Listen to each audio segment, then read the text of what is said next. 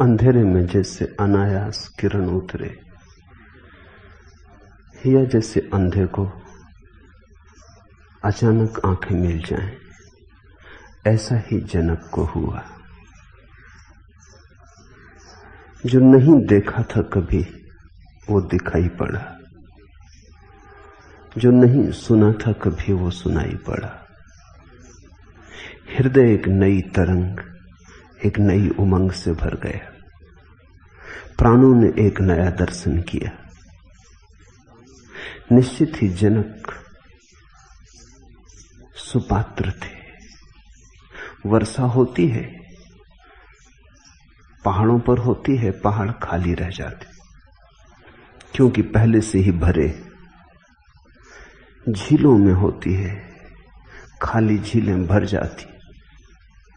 जो खाली है वही सुपात्र है, जो भरा है अपात्र है।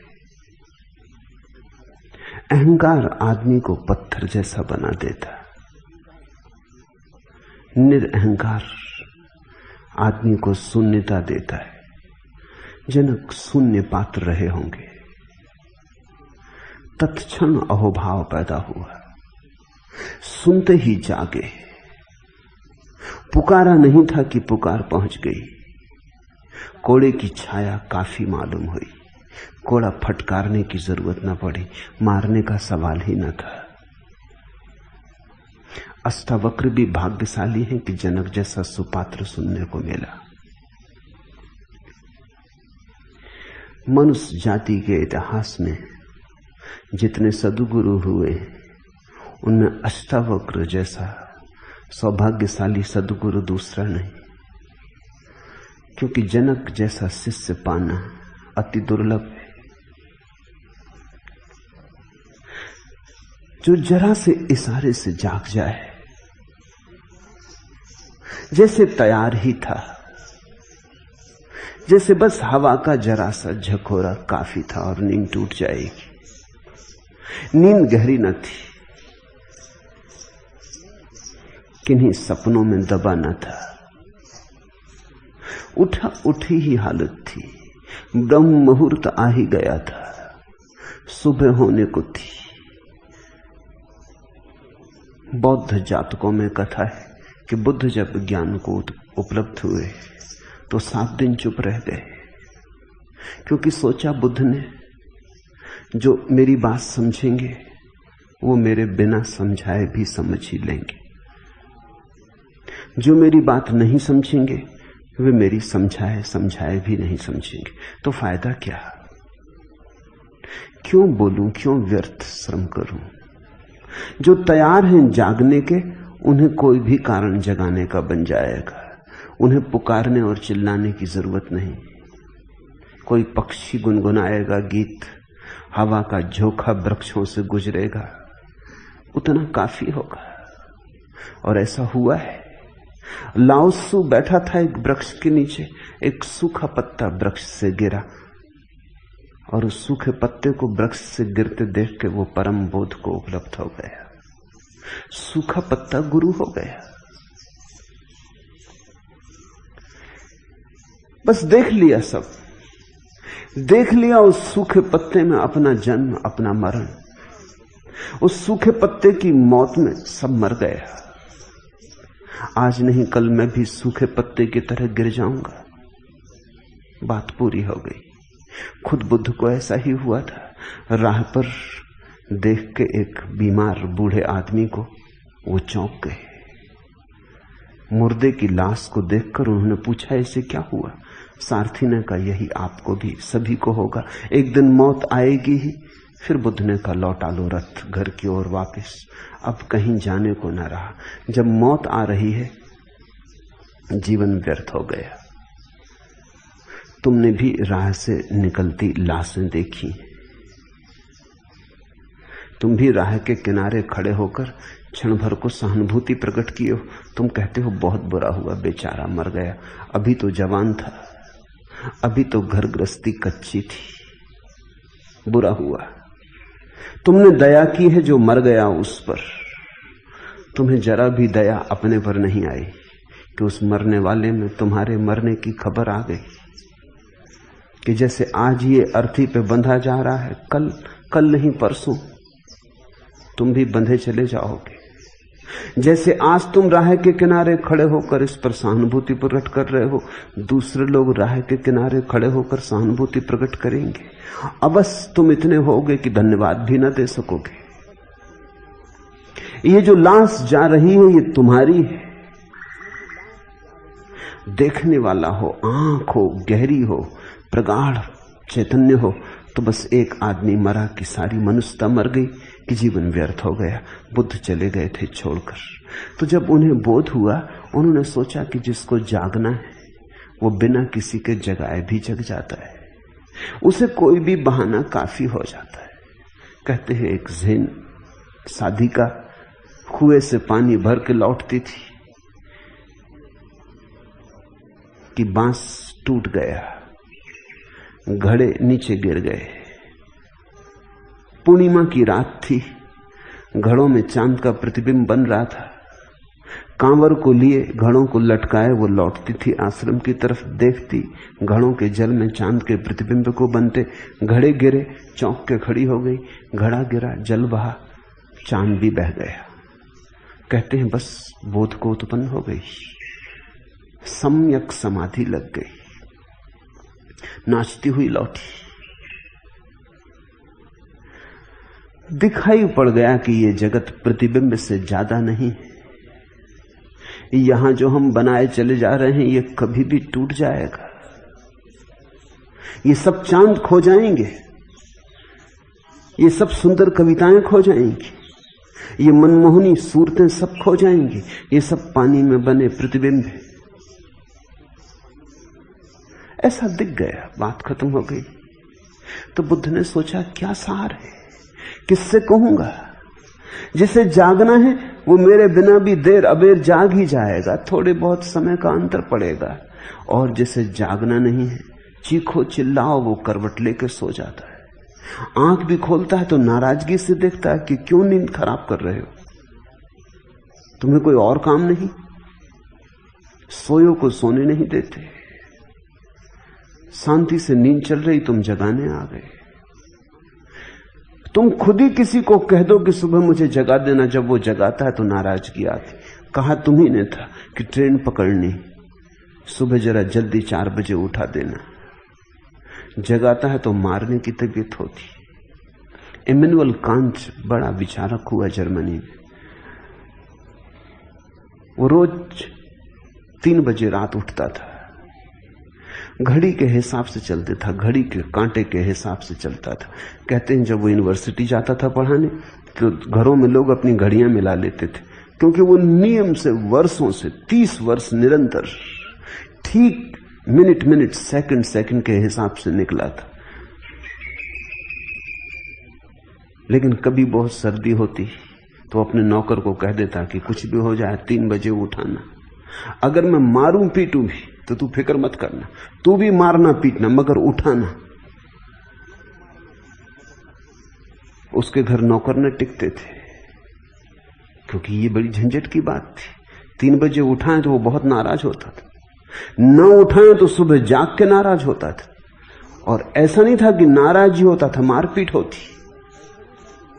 वो भी मारता। नौकर को भी कह रखा था तू फिक्र मत करना, उठना तो 3 बजे है ही, घसीटना उठाना, लेकिन 3 बजे उठा के खड़ा कर देना।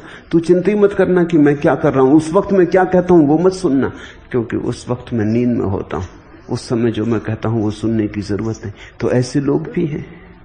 बुद्ध ने सोचा क्या सार है, जिसे सोना है वो मेरी चिल्लाहट पर भी सोता रहेगा, जिसे जागना है वो मेरे बिना बुलाए भी जाएगा, जाग ही जाएगा। 7 दिन वो बैठे रहे चुप। फिर देवताओं ने उनसे प्रार्थना की कि आप ये क्या कर रहे हैं? कभी कभी कोई बुद्धत्व को उपलब्ध होता है। भू तरसती है, प्यासे लोग तरसते हैं कि मेघ बना है अब तो बरसेगा। आप चुप हैं, बरसें। फूल खिला है, गंध को बहने दें, ये रसधार बहे।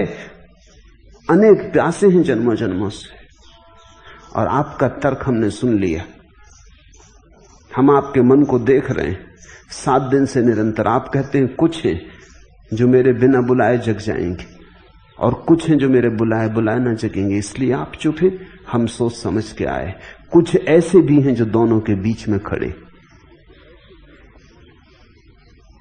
उनको आप इंकार न कर सकेंगे। अगर कोई जगाएगा तो जग जाएंगे, अगर कोई न जगाएगा तो जन्मों जन्मों तक सोए रह जाएंगे। उन कुछ का ख्याल करें।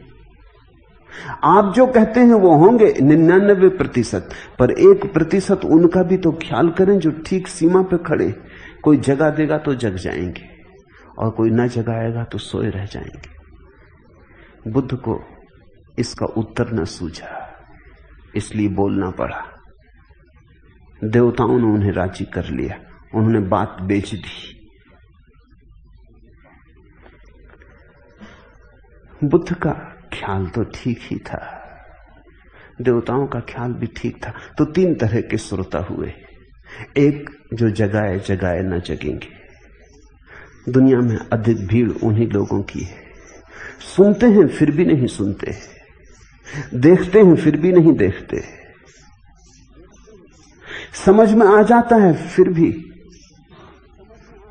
अपने को समझा बुझा लेते, समझ को लीप पोत देते।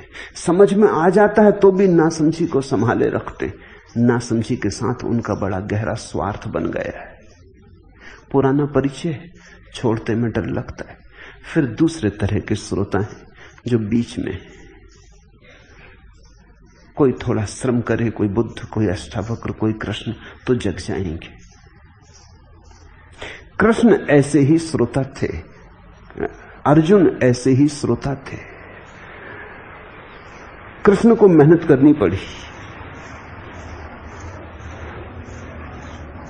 कृष्ण को लंबी मेहनत करनी पड़ी। उसी लंबी मेहनत से गीता निर्मित हुई। अंत में जाके अर्जुन को लगता है कि मेरे भ्रम दूर हुए, मेरे संशय गिरे, मैं तुम्हारी शरण आता हूं, मुझे दिखाई पड़ गया। लेकिन बड़ी जद्दोजहद हुई, बड़ा संघर्ष चला। फिर और भी श्रेष्ठ श्रोता हैं जनक की तरह, जिनसे कहा नहीं कि उन्होंने सुन लिया। इधर अष्टावक्र ने कहा होगा कि उधर जनक को दिखाई पड़ने लगा। आज के सूत्र जनक के वचन हैं। इतने जल्दी, इतने शीघ्रता से जनक को दिखाई पड़ गया कि अष्टावक्र जो कह रहे हैं बिल्कुल ठीक कह रहे हैं, चोट पड़ गई। तो मैंने कहा वर्षा होती है, कभी ऐसी जमीन पर हो जाती जो पथरीली, तो वर्षा तो हो जाती लेकिन अंकुर नहीं फूटते। फिर कभी ऐसी जमीन पर होती है जो थोड़ी बहुत ककड़ीली है, अंकुर फूटते हैं, जितने फूटने थे उतने नहीं फूटते। फिर कभी ऐसी जमीन पर होती है जो बिल्कुल तैयार थी, जो उपजाऊ है, जिसमें कंकड़ पत्थर नहीं है, बड़ी फसल होती। जनक ऐसी ही भूमि है। इशारा काफी हो गया।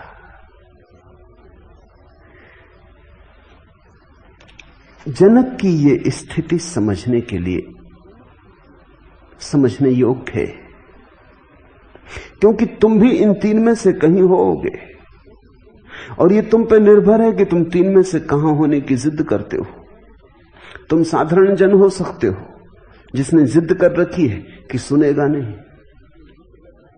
जिसने सत्य के खिलाफ लड़ने की कसम खा ली, जो सुनेगा तो कुछ और सुन लेगा, सुनते ही व्याख्या कर लेगा, सुनते ही अपने को उसके सुनी बात के ऊपर डाल देगा, रंग लेगा, विकृत कर लेगा, कुछ का कुछ सुन लेगा।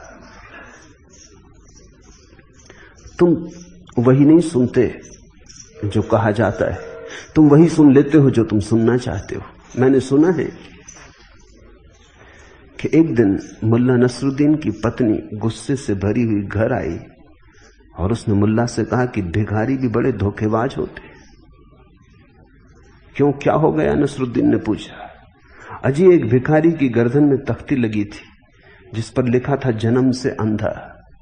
मैंने दया करके पर्स में से 10 पैसे निकाल के उसके दान पत्र में डाल दिए तो जानते ही कहने लगा, हे सुंदरी, भगवान तुम्हें खुश रखे। अब तुम ही बताओ उसे कैसे मालूम हुआ कि मैं सुंदरी हूं। मुल्ला खिलखिला के हंसने लगा और कहने लगा, तब तो वो वास्तव में अंधा है और जन्म से अंधा है। तो मुल्ला कहने लगा, मैं ही एक अंधा नहीं हूं, एक और अंधा भी। अन्यथा पता ही कैसे चलता उसे कि तू सुंदरी अगर आंख होती। पत्नी कुछ कह रही है, मुल्ला कुछ सुन रहा है। मुल्ला वही सुन रहा है जो सुनना चाहता है। ख्याल करना, 24 घंटे ये घटना घट रही है, तुम वही सुन लेते हो जो तुम सुनना चाहते हो, यद्यपि तुम सोचते भी नहीं इस पर कि जो मैंने सुना वो मेरा है या कहा गया था। मुल्ला एक जगह काम करता था। मालिक ने उससे कहा कि तुम अच्छी तरह काम नहीं करते नसरुद्दीन, मजबूरन अब मुझे दूसरा नौकर रखना पड़ेगा। नसरुद्दीन ने कहा, अवश्य रखिए हुजूर, यहां काम ही 2 आदमियों का है। मालिक कह रहा है कि तुमसे अब छुटकारा पाना है, दूसरा आदमी रखना है। मुल्ला कह रहा है, यहां काम ही 2 आदमियों का है, जरूर रखिए। पीछे खड़े होकर जो तुम सुनते हो उस पर एक बार पुनर्विचार करना। यही कहा गया था। अगर व्यक्ति ठीक ठीक सुनने में समर्थ हो जाए तो नंबर 2 का श्रोता हो जाता, नंबर 3 से ऊपर उठाता है। नंबर 3 का श्रोता अपनी मिलाता है। नंबर 3 का श्रोता अपने को ही सुनता है, अपनी प्रतिध्वनियों को सुनता है। उसकी दृष्टि साफ सुथरी नहीं है, वो सब विकृत कर लेता है। नंबर 2 का श्रोता वही सुनता है जो कहा जा रहा है। नंबर 2 के श्रोता को थोड़ी देर तो लगेगी, क्योंकि सुन लेने पर भी जो कहा गया है वो सुन लेने पर भी उसे करने के लिए साहस की जरूरत होगी। मगर सुन लिया तो साहस भी आ जाएगा, क्योंकि सत्य को सुनने के बाद ज्यादा देर तक असत्य में रहना असंभव है। जब एक बार देख लिया कि सत्य क्या है, तो फिर पुरानी आदत कितनी ही पुरानी क्यों ना हो, उसे छोड़ना ही पड़ेगा। जब पता चल गया कि 2 और 2 4 होते हैं, तो कितना ही पुराना अभ्यास हो 2 और 2 5 मानने का, उसे छोड़ना ही पड़ेगा। जब एक बार दिखाई पड़ गया कि दरवाजा कहां है, तो फिर दीवार से निकलना असंभव हो जाएगा, फिर दीवार से सिर टकराना असंभव हो जाएगा। सत्य समझ में आ जाए तो देर अबेर इतना साहस भी आ जाता है कि आदमी छलांग ले, अपने को रूपांतरित कर दे। फिर नंबर 1 के श्रोता हैं। अगर तुम में समझ और साहस दोनों हो तो तुम नंबर 1 के श्रोता हो जाओगे। नंबर 1 का श्रोता का अर्थ है कि समझ और साहस युगपत घटित होते। इधर समझ उधर साहस, समझ और साहस में अंतराल नहीं होता। ऐसा नहीं कि आज समझता है और कल साहस, इस जन्म में समझता है और अगले जन्म में साहस, यहां समझता है और यहीं साहस, इसी क्षण समझता है और इसी क्षण साहस। तब आकस्मिक घटना घटती है, तब सूर्योदय अचानक हो जाता है। जनक पहली कोटि के श्रोता हैं। इस संबंध में एक बात और ख्याल रख लेनी चाहिए। जनक सम्राट हैं, उनके पास सब है, जितना चाहिए उससे ज्यादा है। भोग भोगा है। जो व्यक्ति भोग को ठीक से भोग लेता है, उसके जीवन में योग की क्रांति घटनी आसान हो जाती, क्योंकि जीवन का अनुभव ही उसे कह देता है कि जिसे मैं जीवन जानता हूं वो तो व्यर्थ है। आधा काम तो जीवन ही कर देता है कि जिसे मैं जीवन जानता हूं वो व्यर्थ है। उसके मन में प्रश्न उठने लगते हैं कि फिर और जीवन कहां, फिर दूसरा जीवन कहां, फिर सत्य का जीवन कहां। लेकिन जिस व्यक्ति के जीवन में भोग नहीं है और सिर्फ भोग की आकांक्षा है, मिला नहीं है कुछ, सिर्फ मिलने की आकांक्षा है, उसे बड़ी कठिनाई होती। इसलिए तुम चकित मत होना अगर भारत के सारे तीर्थंकर, सारे महाद्रष्टा जैनों के हों, बौद्धों के हों, हिंदुओं के हों, अगर सभी राजपुत्र थे तो आश्चर्यचकित मत होना, अकारण नहीं। इससे केवल इतनी ही सूचना मिलती है कि भोग के द्वारा ही आदमी भोग से मुक्त होता है। सम्राट को एक बात तो दिखाई पड़ जाती है कि धन में कुछ भी नहीं, क्योंकि धन का अंबार लगा है और भीतर शून्य है, खालीपन है। सुंदर स्त्रियों का ढेर लगा है और भीतर कुछ भी नहीं है। सुंदर महल है और भीतर सन्नाटा है, रेगिस्तान है। जब सब होता है तो स्पष्ट दिखाई पड़ने लगता है कि कुछ भी नहीं। जब कुछ भी नहीं होता तो आदमी आशा के सहारे जीता है। आशा से छूटना बहुत मुश्किल है, क्योंकि आशा को परखने का कोई उपाय नहीं। गरीब आदमी सोचता है कल धन मिलेगा तो सुख से जीऊंगा। अमीर आदमी को धन मिल चुका है, अब आशा का कोई उपाय नहीं। इसलिए जब भी कोई समाज संपन्न होता है तो धार्मिक होता है। तुम आश्चर्यचकित मत होना अगर अमेरिका में धर्म की हवा जोर से फैलनी शुरू हुई है। ये सदा से हुआ है। जब भारत संपन्न था, अष्टावक्र के दिनों में संपन्न रहा होगा, बुद्ध के दिनों में संपन्न था, महावीर के दिनों में संपन्न था। जब भारत अपनी संपन्नता के शिखर पर था, तब योग ने बड़ी ऊंचाइयां ली, तब अध्यात्म ने आखिरी उड़ान भरी, क्योंकि तब लोगों को दिखाई पड़ा कि कुछ भी सार नहीं, सब मिल जाए तो भी कुछ सार नहीं। दीन दरिद्र होता है देश, तब बहुत कठिन होता है। मैं ये नहीं कहता हूं कि गरीब आदमी मुक्त नहीं हो सकता, गरीब आदमी मुक्त हो सकता है, गरीब आदमी धार्मिक हो सकता है, लेकिन गरीब समाज धार्मिक नहीं हो सकता। व्यक्ति तो अपवाद हो सकते, उसके लिए बड़ी प्रगाढ़ता चाहिए। थोड़ा तुम सोचो, धन हो तो देख लेना कि धन व्यर्थ है, बहुत आसान है। धन ना हो तो देख लेना कि धन व्यर्थ है, जरा कठिन है, अति कठिन है। जो नहीं है उसकी व्यर्थता कैसे परखो? तुम्हारे हाथ में सोना हो तो परख सकते हो कि सही है कि खोटा है। हाथ में सोना ना हो, केवल सपने में हो, सपने का सोना कसने को तो कोई कसौटी बनी नहीं। वास्तविक सोना हो तो कसा जा सकता है। गरीब आदमी का धर्म वास्तविक धर्म नहीं होता। इसलिए गरीब आदमी जब मंदिर जाता है तो धन मांगता है, पद मांगता है, नौकरी मांगता है।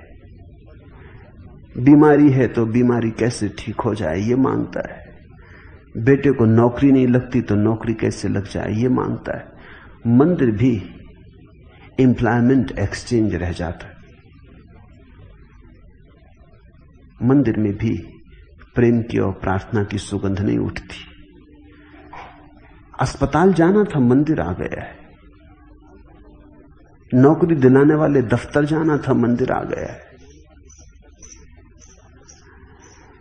गरीब आदमी मंदिर में भी वही मांगता रहता है जो संसार में उसे नहीं मिल रहा है। जिसका अभाव संसार में हम वही मांगते हैं।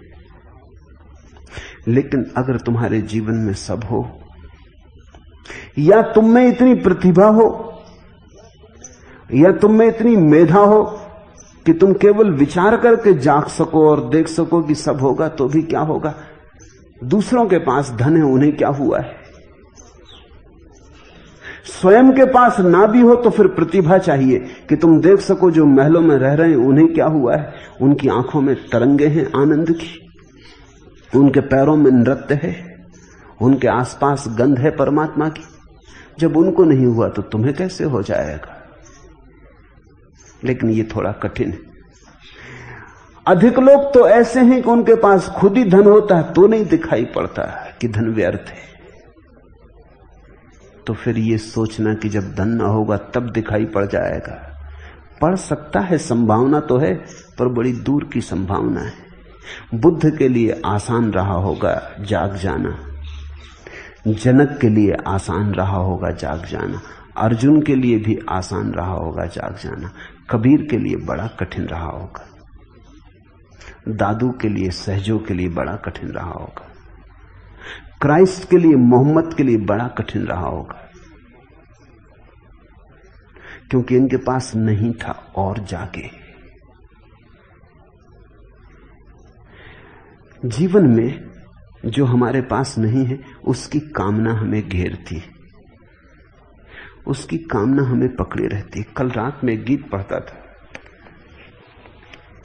मैं चाहता हूं इसलिए एक जन्म और लेना कि मुझको उसमें शायद मिल जाए ऐसी हमदम कि जिसको आता हो प्यार देना, जो सुबह उठकर मेरी तरफ मुस्कुरा के देखे, दिलो जिगर में समा के देखे, जो दोपहर को बहुत से कामों के दरमियां हो उदास मुझबिन गुजार दे इंतजार में दिन, जो शाम को यूं करे स्वागत, तमाम चाहत तमाम राहत से राम कर ले, जन्म मरण से रिहाई देकर मुझे रहीने दवाम कर ले। एक ऐसी हमदम की आरजू है जो मेरे सुख को वफा की ज्योति का संग दे दे, जो मेरे दुख को भी अपनी गर्म आंसुओं के मोतियों का रंग दे दे, जो घर में इफलास का समय हो न तिल मिलाए, सफर कठिन हो तो उसके माथे पे बल ना आए। एक ऐसी हमदम मिलेगी अगले जन्म में शायद कि जिसको आता हो प्यार देना, मैं चाहता हूं इसलिए एक जन्म और लेना। जो नहीं मिला है, किसी को प्रेसी नहीं मिली, किसी को धन नहीं मिला है, किसी को पद नहीं मिला है, किसी को प्रतिष्ठा नहीं मिली, तो हम और एक जन्म लेना चाहते। अनंत जन्म हम ले चुके, लेकिन कुछ न कुछ कमी रह जाती, कुछ न कुछ खाली रह जाता, कुछ न कुछ ओछा रह जाता है। उसके लिए अगला जन्म और अगला जन्म। वासनाओं का कोई अंत नहीं, जरूरतें बहुत थोड़ी हैं, कामनाओं की कोई सीमा नहीं। उन्हीं कामनाओं के सहारे आदमी जीता चला जाता है। ध्यान रखना, धन नहीं बांधता, धन की आकांक्षा बांधती। पद नहीं बांधता, पद की आकांक्षा बांधती। प्रतिष्ठा नहीं बांधती, प्रतिष्ठा की आकांक्षा बांधती। जनक के पास सब था, देख लिया सब, तैयार ही खड़े थे जैसे कि कोई जरा सा इशारा कर दे जाग जाएं। सब सपने व्यर्थ हो चुके थे, नींद टूटी टूटी होने को थी। इसलिए मैं कहता हूं अष्टावक्र को परम शिष्य मिला। जनक ने कहा, मैं निर्दोष हूं, शांत हूं, बोध हूं, प्रकृति से परे हूं। आश्चर्य, अहो कि मैं इतने काल तक मोह के द्वारा बस ठगा गया हूं। उतरने लगी किरण, अहो निरंजना, आश्चर्य। सुना अष्टावक्र को कि तू निरंजन है, निर्दोष है। सुनते ही पहुंच गई किरण प्राणों के आखिरी गहराई तक, जैसे छुरी चुभ जाए सीधी। अहो निरंजना, शांतो बोधो अहम प्रकृते परा। आश्चर्य, क्या कहते हैं आप? मैं निर्दोष हूं, शांत हूं, बोध हूं, प्रकृति से परे हूं। आश्चर्य कि इतने काल तक मैं मोह के द्वारा बस ठगा गया हूं। एतावंत महम कालम मोहे नई विडंबिता। चौंक गए जनक। जो सुना वो कभी सुना नहीं था, अष्टावक्र में जो देखा वो कभी देखा नहीं था। न कानों सुना, न आंखों देखा, ऐसा अपूर्व प्रकट हुआ। अष्टावक्र ज्योतिर्मय हो उठे, उनकी आभा के मंडल में जनक चकित हो गए। अहो, बोध हुआ कि मैं निरंजन हूं। एकदम भरोसा नहीं आता, विश्वास नहीं आता। सत्य इतना अविश्वसनीय है क्योंकि हमने असत्य पर इतने लंबे जन्मों तक विश्वास किया है। सोचो, अंधे की अचानक आंख खुल जाए तो क्या अंधा विश्वास कर सकेगा कि प्रकाश है, रंग है, ये हजार हजार रंग, ये इंद्रधनुष, ये फूल, ये वृक्ष, ये चांद तारे? एकदम से अंधे की आंख खुल जाए तो वो कहेगा आहो आश्चर्य, मैं तो सोच भी ना सकता था कि ये है, और ये है, और मैंने तो इसका कभी सपना भी ना देखा था। प्रकाश तो दूर, अंधे आदमी को अंधेरे का भी पता नहीं होता। तुम साधारणता सोचते होगे कि अंधा आदमी अंधेरे में रहता, तो तुम गलत सोचते हो। अंधेरा देखने के लिए भी आंख चाहिए। तुम आंख बंद करते हो तो तुम्हें अंधेरा दिखाई पड़ता है, क्योंकि आंख खोल के तुम प्रकाश को जानते हो। लेकिन जिसकी कभी आंख ही नहीं खोली वो अंधेरा भी नहीं जानता। प्रकाश तो दूर, अंधेरे से भी पहचान नहीं है। कोई उपाय नहीं अंधे के पास की सपना देख सके इंद्रधनुषों का। लेकिन जब आंख खोल के देखेगा तो ये सारा जगत अविश्वसनीय मालूम होगा, भरोसा ना आएगा। जनक को भी एक धक्का लगा है, एक चौंक पैदा हुई, अचंभे से भर गए। कहने लगे अहो मैं निर्दोष, सदा से अपने को दोषी जाना, और सदा से धर्म गुरुओं ने यही कहा कि तुम पापी हो, और सदा से पंडित पुरोहितों ने यही समझाया कि धो अपने कर्मों के पाप। किसी ने भी ये ना कहा कि तुम निर्दोष हो, कि तुम्हारी निर्दोषता ऐसी है कि उसके खंडित होने का कोई उपाय नहीं, कि तुम लाख पाप करो तो भी पापी तुम नहीं हो सकते हो। तुम्हारे सब किए गए पाप, देखे गए सपने जागते ही खो जाते। न पुण्य तुम्हारा है न पाप तुम्हारा है, क्योंकि कर्म तुम्हारा नहीं, कृत्य तुम्हारा नहीं, क्योंकि कर्ता तुम नहीं हो, तुम केवल दृष्टा साक्षी हो। मैं निर्दोष हूं? चौंक कर जनक ने कहा मैं शांत हूं, क्योंकि जानी तो है केवल अशांति। तुमने कभी शांति जानी? साधारणता तुम कहते हो कि हां, लेकिन बहुत गौर करोगे तो तुम पाओगे जिसे तुम शांति कहते हो वो केवल दो अशांतियों के बीच का थोड़ा सा समय।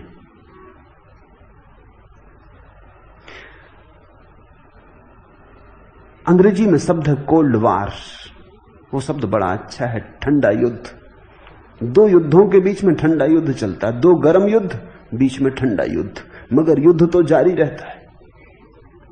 पहला महायुद्ध खत्म हुआ, दूसरा महायुद्ध शुरू हुआ, कई वर्ष बीते, कोई 20 वर्ष बीते, लेकिन वो 20 वर्ष ठंडे युद्ध के। लड़ाई तो जारी रहती, युद्ध की तैयारी जारी रहती। हां, लड़ाई अब प्रकट नहीं होती, भीतर भीतर होती, अंडरग्राउंड होती, जमीन के भीतर दबी होती। अभी ठंडा युद्ध चल रहा है दुनिया में, लड़ाई की तैयारियां चल रही हैं, सैनिक कवायतें कर रहे हैं, बम बनाए जा रहे हैं, बंदूकों पर पालिश चढ़ाया जा रहा है, तलवारों पर धार रखी जा रही।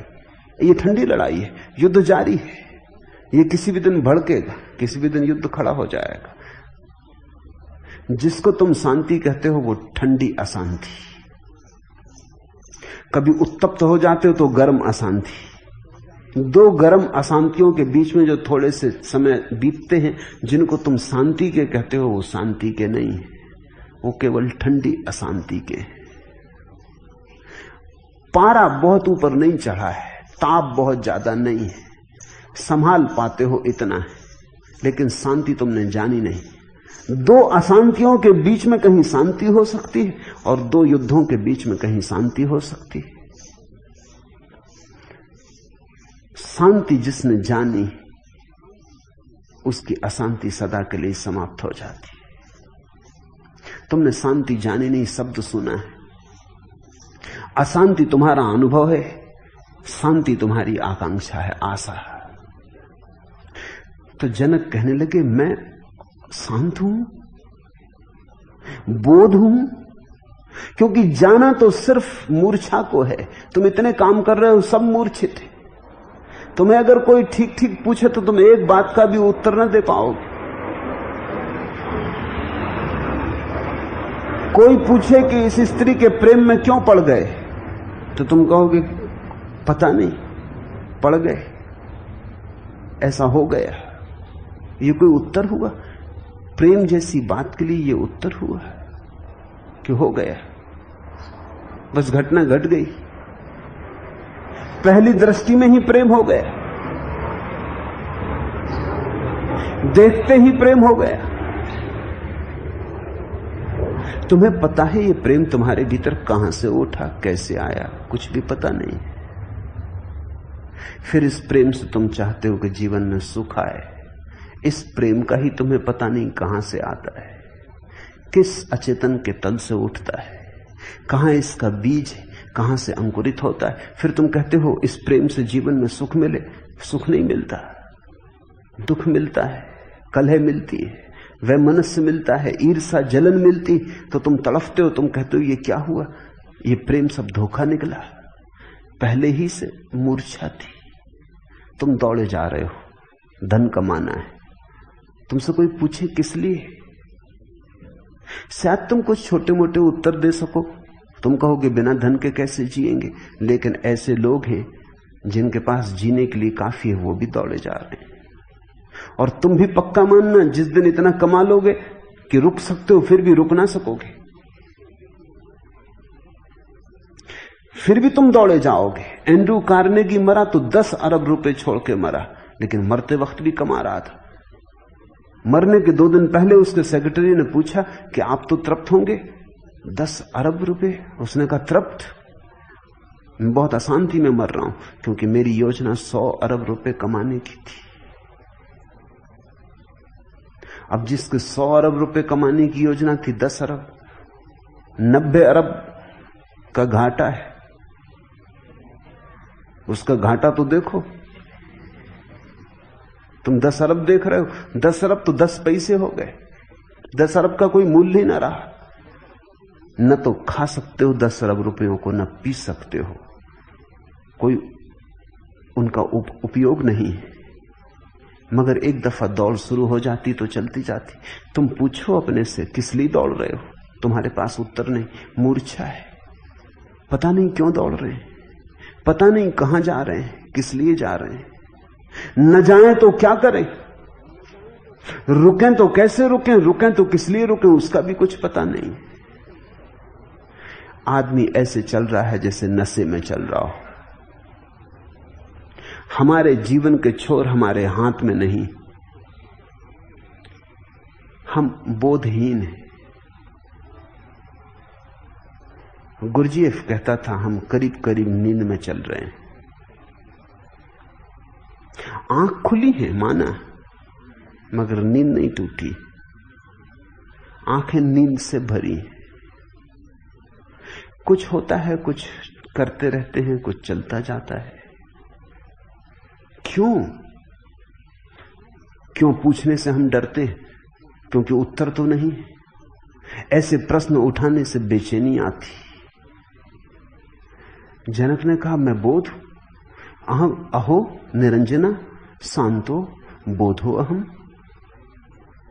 और इतना ही नहीं, आप कहते हैं प्रकृति से परे हो, प्रकृति परा, शरीर नहीं हो, मन नहीं हो, ये जो दिखाई पड़ता है ये नहीं हो, ये जो दृश्य है ये नहीं हो, दृष्टा हो, सदा पार हो, प्रकृति के पार, सदा अतिक्रमण करने वाले हो।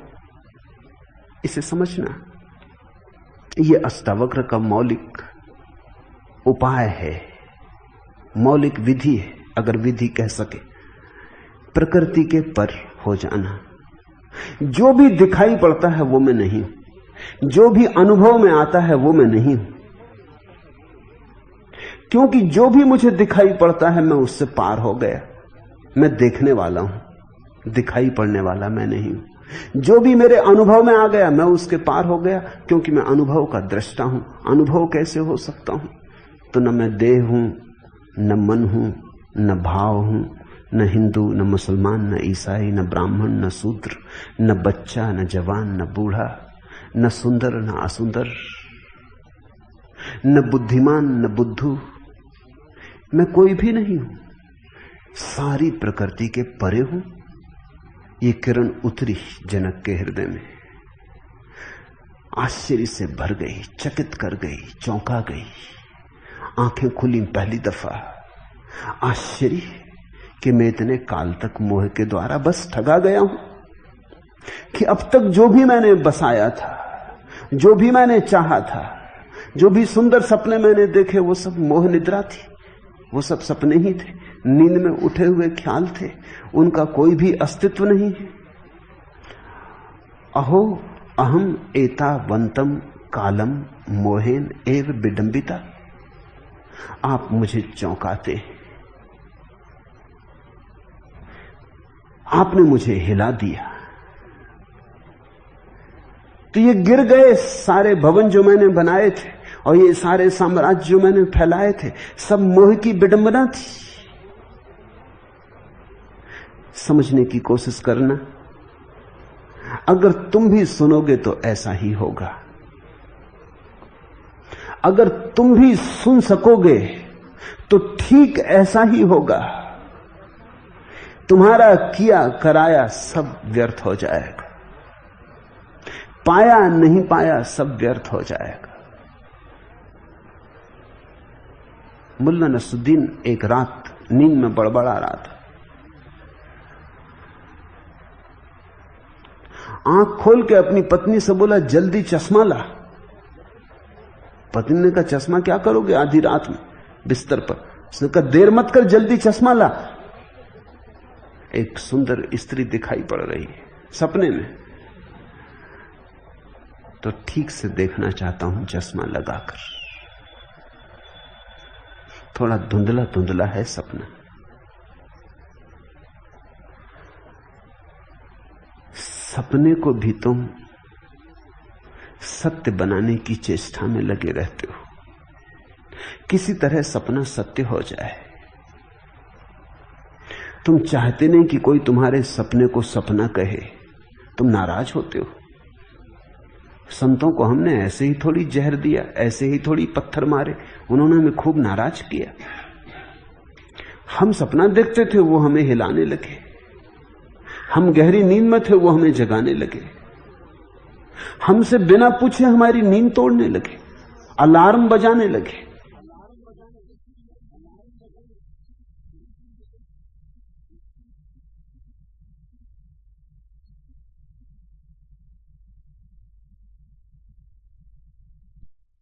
नाराजगी स्वाभाविक थी, लेकिन अगर सुनोगे तो तुम कृतज्ञ हो जाओगे। तुम सदा के लिए कृतज्ञता का अनुभव करोगे। ख्याल करो, कृष्ण की गीता में जब कृष्ण बोलते हैं तो अर्जुन प्रश्न उठाता है। अष्टावक्र की गीता में अष्टावक्र बोले, जनक कोई प्रश्न नहीं उठाया। जनक ने सिर्फ अहोभाव प्रकट किया। जनक ने सिर्फ स्वीकृति दी।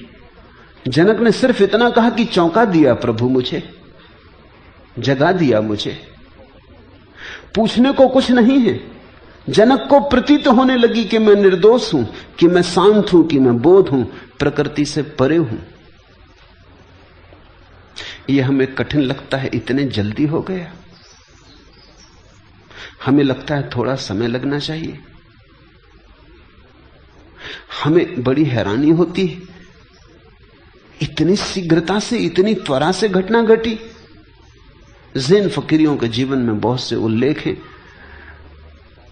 अब ज़ैन पर किताबें पश्चिम में, पूरब में, सब तरफ फैलनी शुरू हुई, तो लोग पढ़ के बड़े हैरान होते हैं, क्योंकि उनमें से हजारों उल्लेख हैं, जबकि बस क्षण भर में फकीर जाग गया और बोध को उपलब्ध हो गया। हमें भरोसा नहीं आता, क्योंकि हम तो बड़े उपाय करते हैं, फिर भी बोध को उपलब्ध नहीं होते। श्रम करते हैं, फिर भी ध्यान नहीं लगता। जब करने बैठते हैं, तब करने बैठते हैं, मन उचाट रहता है। और ये जनक एक क्षण में जाग ही गए। तो कभी कभी ऐसा होता है, तुम्हारी पात्रता पर निर्भर है। तुम्हारी पात्रता में जितनी कमी होगी उतनी देर लग जाएगी।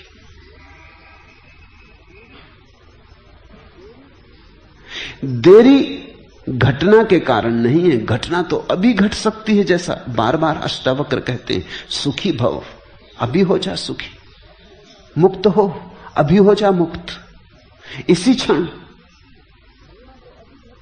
घटना तो अभी घटती है, देर लगती है हमारी पात्रता के कारण। हमारी पात्रता ही नहीं है तो जो समय लगता है वो बीच में जो पत्थर पड़े हैं उन्हें हटाने में लगता है। झरना तो अभी फूट सकता है, झरना तो तैयार है, झरना तो तरंगित है, झरना तो प्रतीक्षा कर रहा है कि हटाओ पत्थर, मैं दौड़ पड़ूं सागर की तरफ।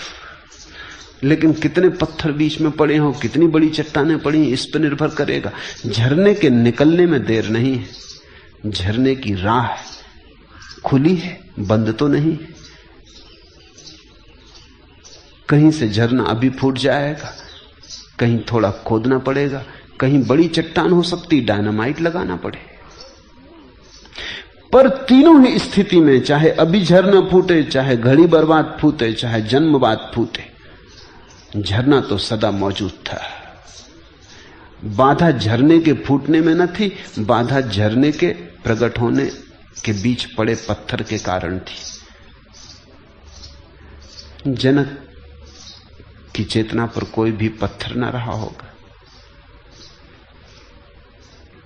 अहोभाव प्रकट हो गया, कृतज्ञता का ज्ञापन हो गया, नाच उठे, मगन हो गए। जैसे इस देह को मैं अकेला ही प्रकाशित करता हूं, जनक ने कहा, वैसे ही संसार को भी प्रकाशित करता हूं। इसलिए तो मेरा संपूर्ण संसार है, अथवा मेरा कुछ भी नहीं। ये आस्तिकता है। अर्जुन तो नास्तिक है, अर्जुन तो इंकार करता है, अर्जुन तो बार बार सवाल उठाता है, अर्जुन तो हजार संदेह करता है, अर्जुन तो इस तरफ से पूछता, उस तरफ से पूछता है। जनक ने कुछ पूछा ही नहीं। इसलिए मैंने इस गीता को महागीता कहा है। अर्जुन की नास्तिकता अंत में मिटती है, वो घर आता है। जनक में नास्तिकता है ही नहीं। वो जैसे घर के द्वार पर ही खड़े थे और किसी ने झकझोर दिया और कहा कि जनक तुम घर पर ही खड़े हो, कहीं जाना नहीं। और वो कहने लगे, अहो जैसे इस देह को मैं अकेला ही प्रकाशित करता हूं, वैसे ही संसार को भी प्रकाशित करता हूं। अष्टावक्र ने कहा कि तुम्हारा वो जो आत्यंतिक साक्षी भाव रूप है, वो तुम्हारा ही नहीं है, वो तुम्हारा ही केंद्र नहीं है, वो समस्त सृष्टि का केंद्र है। ऊपर ऊपर हम अलग अलग, भीतर हम बिल्कुल एक हैं। बाहर बाहर हम अलग अलग, जैसे जैसे भीतर चले हम एक हैं। जैसे लहरें अलग अलग हैं सागर की छाती पर, लेकिन सागर के गहनतम में तो सारी लहरें एक हैं। ऊपर एक लहर छोटी, एक लहर बड़ी, एक लहर सुंदर, एक लहर कुरूप, एक लहर गंदी, एक लहर स्वच्छ। ऊपर बड़े भेद हैं, लेकिन सागर में सब जुड़ी हैं। जिसको केंद्र का स्मरण आया, उसका व्यक्तित्व गया, फिर वो व्यक्ति नहीं रह जाता। तो जनक कहते हैं, जैसे इस देह को मैं अकेला प्रकाशित करता हूं, वैसे ही सारे संसार को भी प्रकाशित करता हूं। क्या कह रहे हैं आप? भरोसा नहीं आता।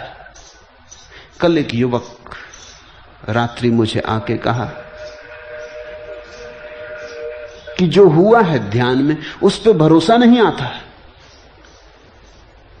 ठीक, जब कुछ होता है तो ऐसा ही होता है, भरोसा नहीं आता।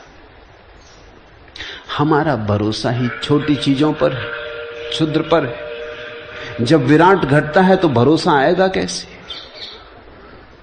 जब परमात्मा तुम्हारे सामने खड़ा होगा तो तुम आश्चर्यचकित और अवाक रह जाओगे। पश्चिम में एक बहुत बड़ा संत हुआ, तरतुलियन। उसका वचन है, किसी ने पूछा कि तरतुलियन, ईश्वर के लिए कोई प्रमाण है? उसने कहा, एक ही प्रमाण, ईश्वर है क्योंकि वो भरोसे योग्य नहीं। ईश्वर है क्योंकि उस पर विश्वास नहीं आता। ईश्वर है क्योंकि वो असंभव है। ये बड़ी अनूठी बात तरतुलियन ने कही। ईश्वर है क्योंकि असंभव है। संभव तो संसार है, ईश्वर असंभव है।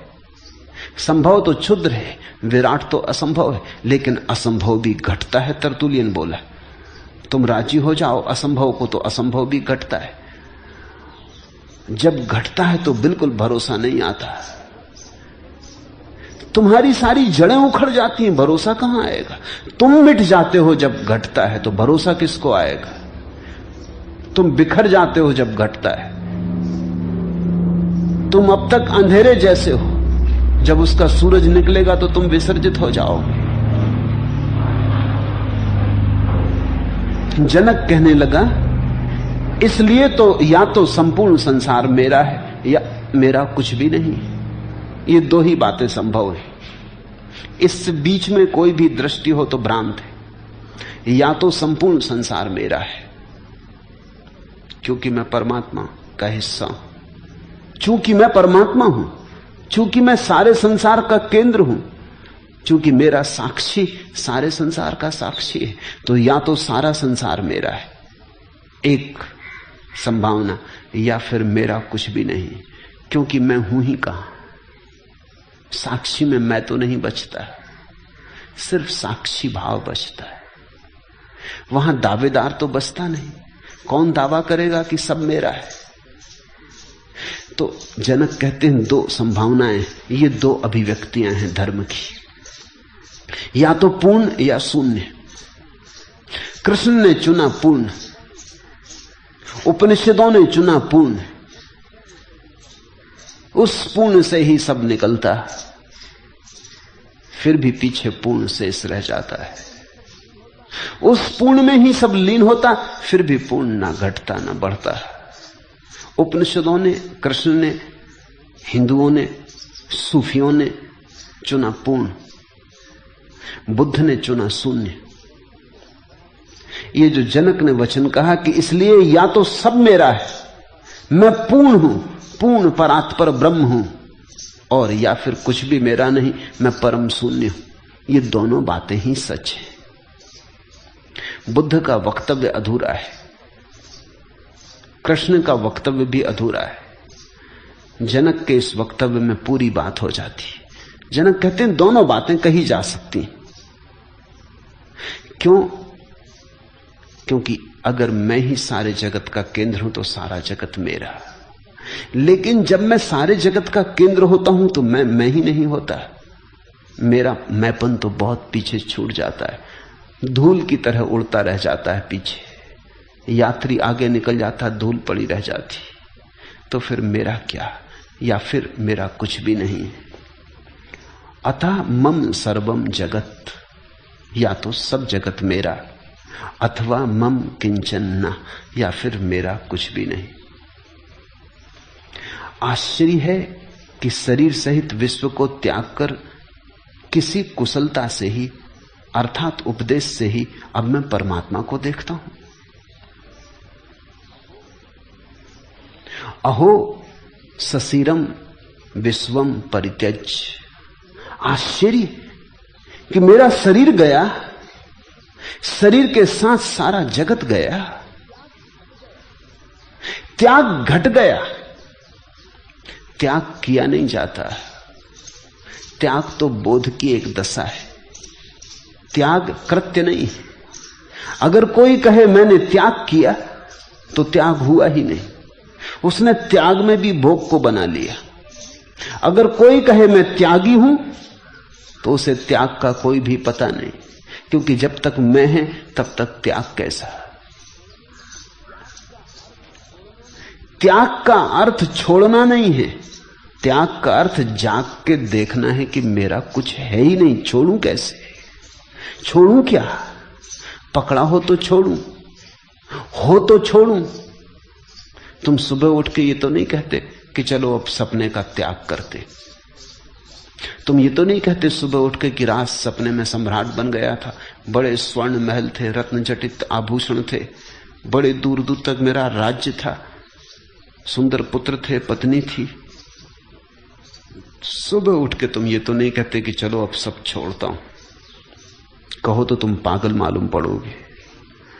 अगर तुम सुबह उठ के गांव में ढिंडोरा पीटने लगो कि मैंने सब त्याग कर दिया, राज्य का, धन का, वैभव का, पत्नी बच्चे सब छोड़ दिए। लोग चौंकेंगे, वो कहेंगे कौन सा राज्य, हमें तो पता ही नहीं कि तुम्हारे पास कोई राज्य भी था। तुम कहोगे रात सपने में, तो लोग हंसेंगे कि तुम पागल हो गए। सपने का राज्य छोड़ा तो नहीं जा सकता। इसलिए परम ज्ञान का सूत्र यही है कि जब तुम्हें दिखाई पड़ता है कि ये संसार कुछ भी नहीं, तो छोड़ने की क्या बात है। लेकिन लोग हैं जो हिसाब रखते हैं कि कितना छोड़ा। एक मित्र मुझे मिलने आए थे, उनकी पत्नी भी साथ थी। मित्र का नाम है बड़े दानियों में। तो मित्र की पत्नी कहने लगी कि शायद आपको मेरे पति से परिचय नहीं, ये बड़े दानी है, कोई लाख रुपया दान कर दिया। पति ने जल्दी से पत्नी के हाथ पे कहा कि लाख नहीं, 1,10,000। ये दान ना हुआ, ये हिसाब हुआ, ये सौदा हुआ, ये कौड़ी कौड़ी का हिसाब चल रहा है। अगर कहीं इनको परमात्मा मिल गया तो उनकी गर्दन पकड़ लेंगे कि 1,10,000 दिया था, बदले में क्या देते हो, बोलो। दिया भी इसीलिए है कि शास्त्र कहते हैं कि यहां 1-2 वहां करोड़ गुना मिलता है। ऐसा धंधा कौन छोड़ेगा? करोड़ गुना सुना है, ब्याज। कोई धंधा देखा? जुआड़ी भी इतने बड़े जुआड़ी नहीं, करोड़ गुना तो वहां भी नहीं मिलता। ये तो जुआरीपन हुआ। इस आशा में छोड़ा है कि लाख छोड़ेंगे तो करोड़ गुना मिलेगा। ये लोभ का ही विस्तार हुआ। और लाख का हिसाब तो रुपए का मूल्य अभी समाप्त नहीं हुआ है। पहले तिजोरी में रुपए रखते थे, अब तिजोरी में रुपए की जगह क्या क्या त्याग किया उसका हिसाब रख लिया है, मगर सपना टूटा नहीं। चीन में एक बड़ी प्राचीन कथा है कि एक सम्राट का एक ही बेटा था। वो बेटा मरण शैया पर पड़ा था। चिकित्सकों ने कह दिया हार करके हम कुछ कर ना सकेंगे, बचेगा नहीं, बचना असंभव है। बीमारी ऐसी थी कि कोई इलाज नहीं था। 1-2 दिन की बात थी, कभी भी मर जाएगा। तो बाप रात भर जाग के बैठा रहा। विदा देने की बात ही थी, आंख से आंसू बहते रहे, बैठा रहा। कोई 3 बजे करीब रात को झपकी लग गई बाप को। बैठे बैठे झपकी लगी तो एक सपना देखा कि एक बहुत बड़ा साम्राज्य जिसका वो मालिक है, उसके 12 बेटे, बड़े सुंदर युवा, कुशल, बुद्धिमान, महारथी, योद्धा, उन जैसा कोई व्यक्ति नहीं संसार में। खूब धन का अंबार है, कोई सीमा नहीं, वो चक्रवर्ती, सारे जगत पर उसका साम्राज्य। ऐसा सपना देखता था, तभी बेटा मर गया। पत्नी धार मार के रो उठी, उसकी आंख खुली, चौंका, एकदम किम कर्तव्य विमूढ़ हो गया, क्योंकि अभी अभी एक दूसरा राज्य था, 12 बेटे थे, बड़ा धन था, वो सब चला गया और इधर ये बेटा मर गया। लेकिन वो ठगासा रह गया। उसकी पत्नी ने समझा कि कहीं दिमाग तो खराब नहीं हो गया, क्योंकि बेटे से उसका बड़ा लगाव था। एक आंसू नहीं आ रहा आंख में।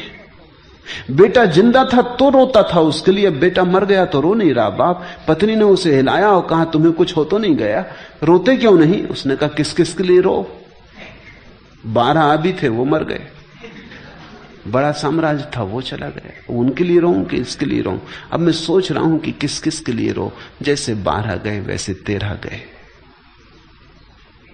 बात समाप्त हो गई। उसने कहा कि वो भी एक सपना था, ये भी एक सपना है, क्योंकि जब उस सपने को देख रहा था तो इस बेटे को बिल्कुल भूल गया था। ये राज तू सब भूल गए थे।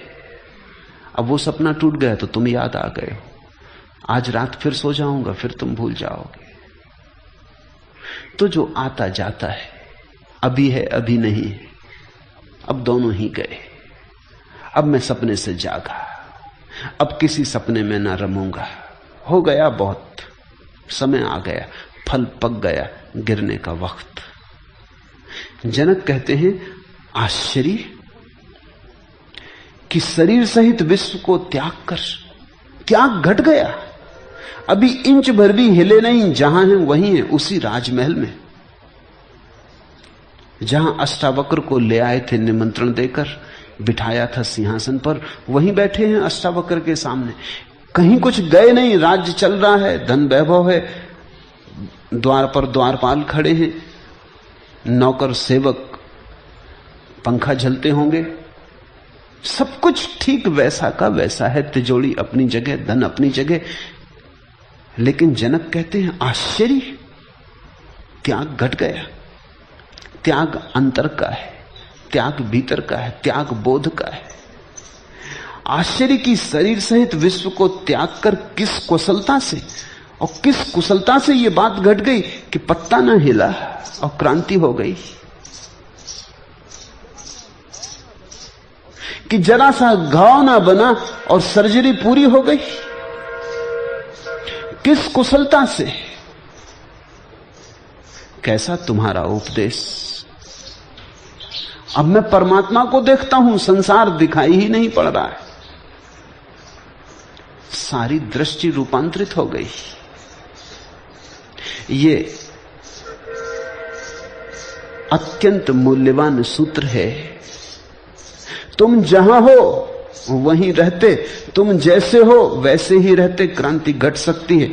कोई हिमालय भाग जाने की जरूरत नहीं, संन्यास पलायन नहीं, भगोड़ापन नहीं। पत्नी है, बच्चे हैं, घर द्वार है, सब वैसा ही रहेगा। किसी को कानों कान खबर भी ना होगी और क्रांति घट जाएगी। ये भीतर की बात है। तुम ही चकित हो जाओगे कि ये हुआ क्या। अब पत्नी अपनी नहीं मालूम होगी, अब बेटा अपना नहीं मालूम होगा, मकान अपना नहीं मालूम होगा। अब भी तुम रहोगे, अब अतिथि की तरह रहोगे। सराय हो गई, घर वही है, सब वही है। करोगे काम, उठोगे बैठोगे, दुकान दफ्तर जाओगे, श्रम करोगे, पर अब कोई चिंता नहीं पकड़ती। एक बार ये बात दिखाई पड़ जाए कि यहां सब खेल है, बड़ा नाटक है, तो क्रांति घट जाती। मुझसे एक अभिनेता पूछते थे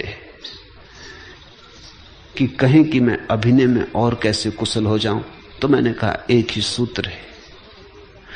जो लोग जीवन में कुशल होना चाहते हैं उनके लिए सूत्र है कि जीवन को अभिनय समझें, और जो लोग अभिनय में कुशल होना चाहते हैं उनके लिए सूत्र है कि अभिनय को जीवन समझें। और तो कोई सूत्र नहीं है। अगर अभिनेता अभिनय को जीवन समझ ले तो कुशल हो जाता है। तब नाटक को वो असली मान लेता है। तुम उसी अभिनेता से प्रभावित होगे जिसके लिए कुशलता इतनी गहरी हो गई है कि वो झूठ को सच मान लेता है।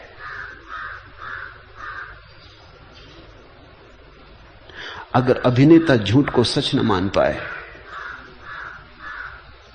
तो अभिनय में कुशल नहीं हो सकता। तो वो बाहर बाहर रहेगा, भीतर ना हो पाएगा। तो खड़ा खड़ा दूर दूर कर लेगा काम, लेकिन तुम पाओगे उसके प्राण उसमें रमे नहीं, गए नहीं भीतर।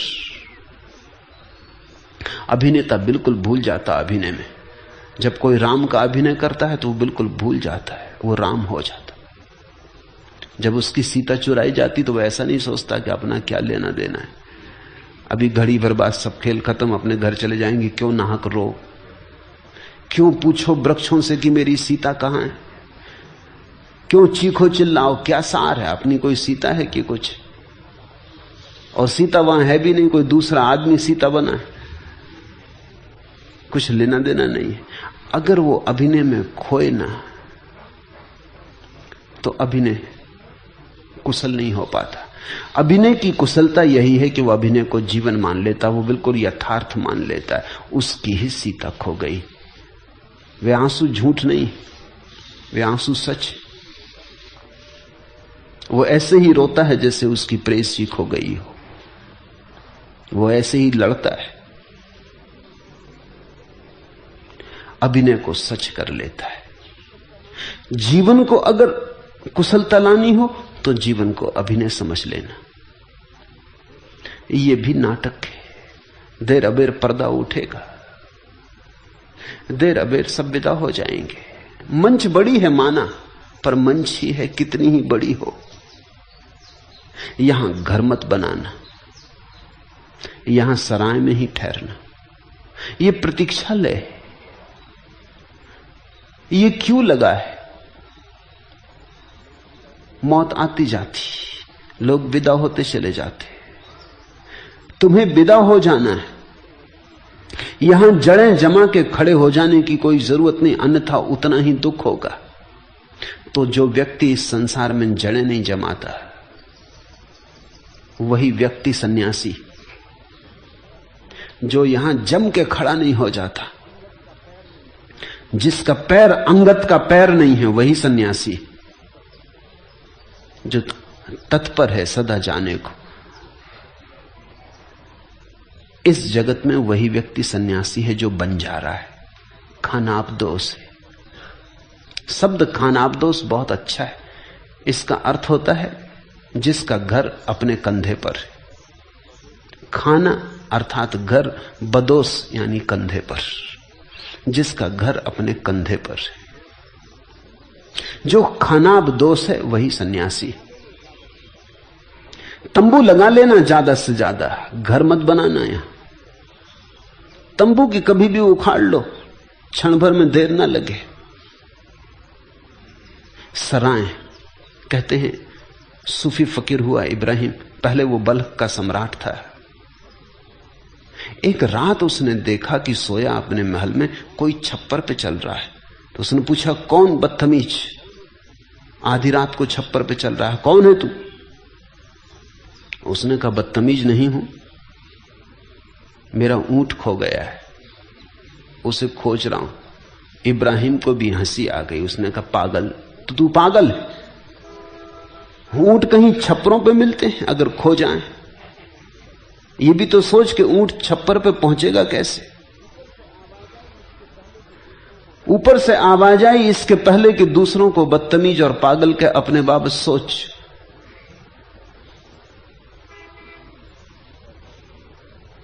धन में, वैभव में, सुरा संगीत में सुख मिलता है। अगर धन में, वैभव में, सुरा संगीत में सुख मिल सकता है तो ऊंट भी छप्परों पे मिल सकते। इब्राहिम चौंका। आधी रात थी, वो उठा, भागा। उसने आदमी दौड़ाया कि पकड़ो इस आदमी को, ये कुछ जानकार आदमी मालूम होता। लेकिन तब तक वो आदमी निकल गया। इब्राहिम ने आदमी छुड़वा रखे राजधानी में कि पता लगाओ कौन आदमी था। कोई पहुंचा हुआ फकीर मालूम होता। क्या बात कही, किस प्रयोजन से कही। लेकिन रात भर इब्राहिम फिर सो ना सका। दूसरे दिन सुबह जब वो दरबार में बैठा था तो उदास था, मलिन चित्त था, क्योंकि बात तो उसको चोट कर गई। जनक जैसा आदमी रहा होगा, चोट कर गई कि बात तो ठीक ही कहता है। अगर ये आदमी पागल है तो मैं कौन सा बुद्धिमान हूं? किसको मिला है सुख संसार में? यही तो मैं भी खोज रहा हूं। सुख संसार में मिलता नहीं, और अगर मिल सकता है तो फिर ऊंट भी मिल सकता है। फिर असंभव घटता है, फिर कोई अड़चन नहीं है। पर यह आदमी कौन है? कैसे पहुंच गया छप्पर पर? फिर कैसे भाग गया? कहां गया? वो चिंता में बैठा है दरबार में। दरबार चल रहा है, काम की बातें चल रही हैं, लेकिन आज उसका मन यहां नहीं। मन कहीं उड़ गया। मन पक्षी किसी दूसरे लोक में जा चुका है। जैसे त्याग घट गया। एक छोटी सी बात जैसे खुद अष्टावक्र छप्पर पे चढ़ के बोल गए। तभी उसने देखा कि दरवाजे पे कुछ झंझट चल रही। एक आदमी भीतर आना चाहता है और दरबारी से कह रहा है कि मैं इस सराय में रुकना चाहता हूं। और दरबान कह रहा है कि पागल हुए, ये सराय नहीं है, सम्राट का महल है। सराय बस्ती में बहुत हैं, जाओ वहां ठहरो। पर वो आदमी कह रहा है मैं यहीं ठहरूंगा, मैं पहले भी यहां ठहरता रहा हूं और ये सराय ही है। तुम किसी और को बनाना, तुम किसी और को चराना। अचानक उसकी आवाज सुन के इब्राहिम को लगा कि आवाज वही, और ये फिर वही आदमी। उसने कहा उसे भीतर लाओ, उसे हटाओ मत। वो भीतर लाया गया। इब्राहिम ने पूछा कि तुम क्या कह रहे हो, किस तरह की जिद कर रहे हो, ये मेरा महल है, इसको तुम सराय कहते हो, यह अपमान है। उसने कहा अपमान हो या सम्मान हो, एक बात पूछता हूं कि मैं पहले भी यहां आया था, लेकिन तब इस सिंहासन पर कोई और बैठा था। इब्राहिम ने कहा वो मेरे पिताश्री थे, मेरे पिता थे। और उस फकीर ने कहा इसके भी पहले मैं आया था, तब कोई दूसरे आदमी बैठा था, उनको वो मेरे पिता के पिता थे।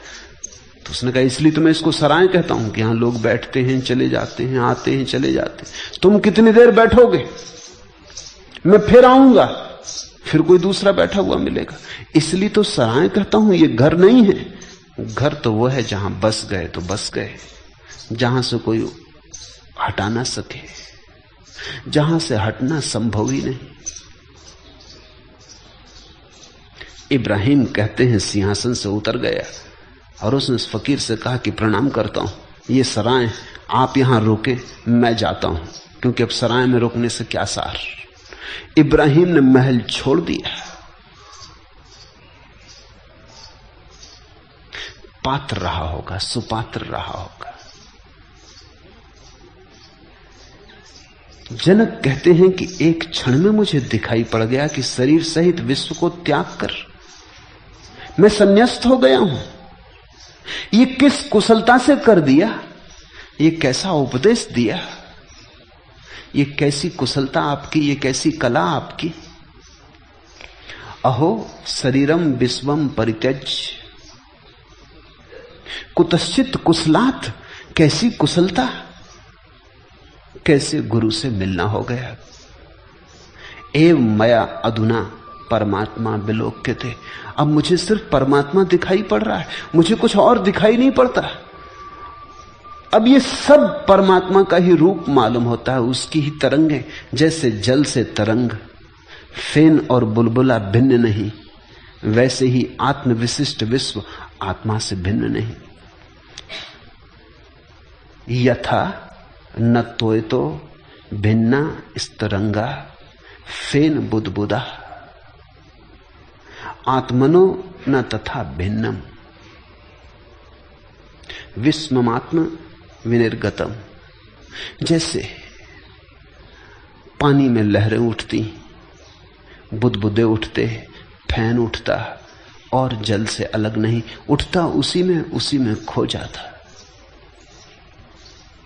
ऐसा ही परमात्मा से भिन्न यहां कुछ भी नहीं है। सब उसके बुदबुदे, सब उसका फेन, सब उसकी तरंगे उसी में उठते, उसी में लीन हो जाते।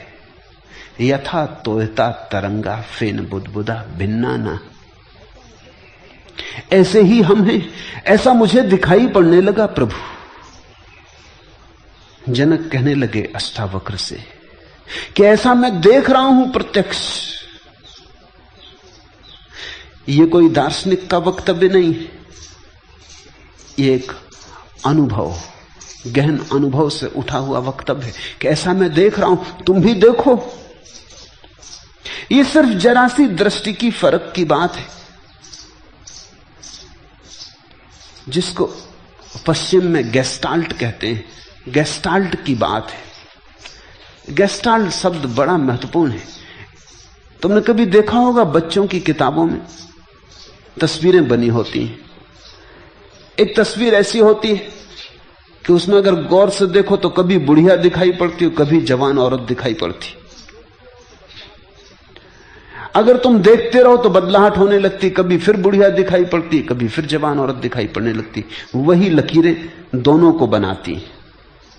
लेकिन एक बात तुम हैरान हो जाओगे, वो तुमने शायद ख्याल न की हो, दोनों को तुम साथ साथ ना देख सकोगे। हालांकि तुमने दोनों देख ली, उसी चित्र में तुमने बुढ़िया देख ली, उसी चित्र में तुमने जवान औरत देख ली। अब तुमको पता है कि दोनों उस चित्र में, फिर भी तुम दोनों को साथ साथ ना देख पाओगे। जब तुम जवान को देखोगे बुढ़िया खो जाएगी, जब तुम बुढ़िया को देखोगे जवान खो जाएगी, क्योंकि वही लकीरें दोनों के काम आ रही हैं। इसको जर्मन भाषा में गेस्टाल्ट कहते। गेस्टाल्ट का मतलब होता है देखने के एक ढंग से चीज एक तरह की दिखाई पड़ती, दूसरे ढंग से दूसरे तरह की दिखाई पड़ती। चीज तो वही है, लेकिन तुम्हारा देखने का ढंग सारा अर्थ बदल देता है। संसार तो यही है। अज्ञानी भी देखता है इसको तो अनंत वस्तुएं दिखाई पड़ती। एक गेस्टाल्ट, एक ढंग हुआ। फिर ज्ञानी देखता है इसी को तो अनंत खो जाता, अनेक अनेक रूप खो जाते, फिर एक विराट दिखाई पड़ता। जनक कहने लगे, एव मया अधुना परमात्मा विलोक्यते। एक परमात्मा दिखाई पड़ने लगा। ये हरे वृक्ष उसी की हरियाली है, इन फूलों में वही रंगीन होकर खिला, फूलों की गंध में वही हवा के साथ खिलवाड़ कर रहा है, आकाश में घिरे मेघों में वही घिरा, तुम्हारे भीतर वही सोया है, बुद्ध और अष्टावक्र के भीतर वही जागा है, पत्थर में वही सघनीभूति पड़ा है, गहन तंद्रा में, मनुष्य में वही थोड़ा चौंका है, थोड़ा जागरण शुरू हुआ है, लेकिन है वही, उसी के सब रूप हैं। कहीं उल्टा खड़ा है, कहीं सीधा खड़ा है। वृक्ष आदमी के हिसाब से उल्टे खड़े। कुछ दिन पहले मैं वनस्पति शास्त्र की किताब पढ़ रहा था तो चकित हुआ, बात ठीक मालूम पड़ी। उस वैज्ञानिक ने लिखा है कि वृक्षों का सिर जमीन में गड़ा है, क्योंकि वृक्ष जमीन में से भोजन करते हैं तो मुंह उनका जमीन में, जमीन में से वो भोजन करते, पानी लेते तो उनका मुंह जमीन में और पैर आकाश में खड़े, शीर्षासन कर रहे वृक्ष। बड़े प्राचीन योगी मालूम होते।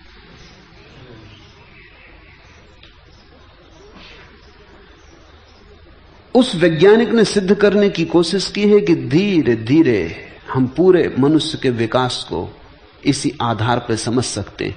फिर केंचुए हैं, मछलियां हैं, वो समतल है, वो समानांतर जमीन के, उनकी पूंछ और उनका मुंह एक सीधी रेखा में जमीन के साथ समानांतर रेखा बनाता है। वो वृक्ष से थोड़ा रूपांतर हुआ। फिर कुत्ते हैं, बिल्लियां हैं, शेर हैं, चीते हैं, इनका सिर थोड़ा उठा हुआ है, समानांतर से थोड़ी बदलाहट हुई, सिर थोड़ा ऊपर उठा। कौन बदला? फिर बंदर हैं, वो बैठ सकते, वो करीब करीब जमीन से 90 का कौन बनाने लगे, लेकिन खड़े नहीं हो सकते। वो बैठे हुए आदमी, वृक्ष शीर्षासन करते हुए आदमी। फिर आदमी वो सीधा खड़ा हो गया है, 90 का कौन बना था, वृक्ष से ठीक उल्टा हो गया है, सिर ऊपर हो गया, पैर नीचे हो गए। बात मुझे प्रीतिकर लगी। सभी एक का ही खेल है, कहीं उल्टा खड़ा, कहीं सीधा खड़ा, कहीं लेटा, कहीं सोया, कहीं जागा, कहीं दुख में डूबा, कहीं सुख में, कहीं अशांत, कहीं शांत, मगर तरंगें सब एक की हैं। यथा तोयता तरंगा फेन बुदबुदा भिन्ना ना। जैसे जल से तरंग फेन बुदबुदा भिन्न नहीं, वैसे ही आत्मा से कुछ भी भिन्न नहीं है, सब अभिन्न है। इसे तुम देखो, सुनो मत। ये गेस्टाल्ट के परिवर्तन की बात है। इसमें एक झलक में दिखाई पड़ सकता है, एक झलक, गौर से देखो तो धीरे से तुम पाओगे कि सब एक में तिरोहित हो गया और खो गया। एक विराट सागर लहरें मार रहा है। ये ज्यादा देर न टिकेगा, क्योंकि इसको टिकाने के लिए तुम्हारी क्षमता विकसित होनी चाहिए, लेकिन ये क्षण भर को भी दिखाई पड़े कि एक विराट लहरें मार रहा है। हम सब उसी की तरंगें, एक ही सूरज प्रकाशित है, हम सब उसी की किरणें। यहां एक ही संगीत बज रहा है, हम सब उसी के स्वर। तो जीवन में क्रांति घट जाएगी। वो एक क्षण धीरे धीरे तुम्हारा शाश्वत स्वरूप बन जाएगा।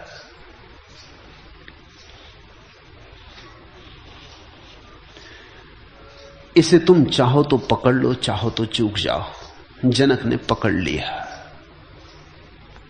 रात में जागा, अंधकार की सिरकी के पीछे से मुझे लगा मैं सहसा सुन पाया सन्नाटे की कनबतियां, धीमी रह सुरीली परम गीति में।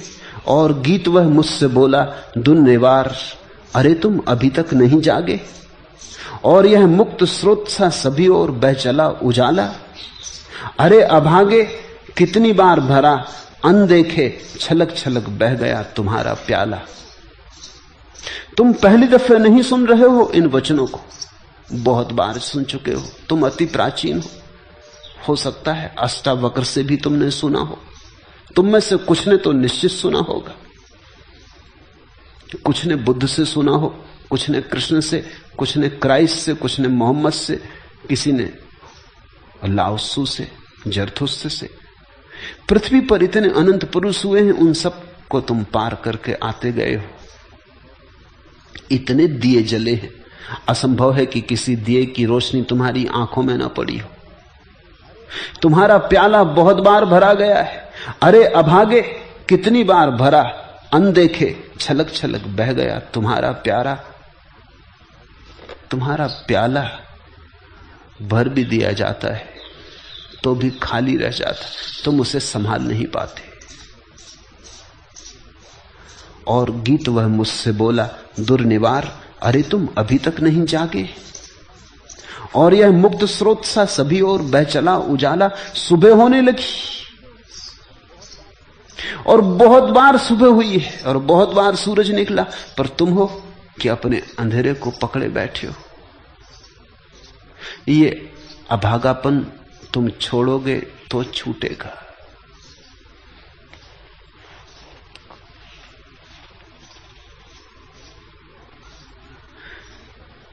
जनक कहने लगे एक ही दिखाई पड़ता है, मैं उसी एक में लीन हो गया हूं, वो एक मुझ में लीन हो गया है। वेद यह कहते हैं जो इंसान त्यागी यानी सन्यासी है, वेदों से भी है बलातर। उसकी जगमग जग से बढ़कर वह बसता है जगदीश्वर में, उसमें बसता है जगदीश्वर। वेद यह कहते हैं जो इंसान त्यागी यानी सन्यासी है, वेदों से भी है बलातर, वेदों से भी श्रेष्ठ है, क्योंकि उसमें बसता है जगदीश्वर, वह बसता है जगदीश्वर में। उस घड़ी जनक की चेतना अलग न रही, एक होने लगी।